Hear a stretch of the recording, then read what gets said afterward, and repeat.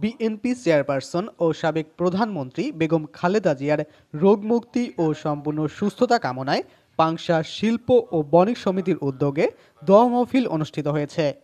শনিবার ৬ ডিসেম্বর মাগরিবের নামাজের পর পাংশা কাঁচা বাজার বণিক সমিতির অস্থায়ী কার্যালয়ে এই দোয়া মাহফিলের আয়োজন করা হয়।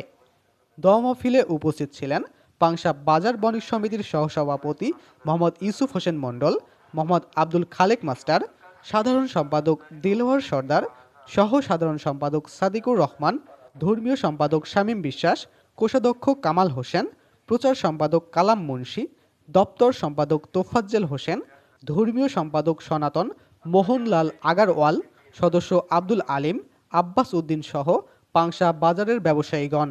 দোয়া মাহফিল শেষে বেগম খালেদা জিয়ার দ্রুত রোগ মুক্তি, দীর্ঘায়ু এবং সুস্থতা কামনা করে বিশেষ মোনাজাত পরিচালনা করেন পাংশা সরকারি কলেজের প্রভাষক মাওলানা আব্দুল কুদ্দুস।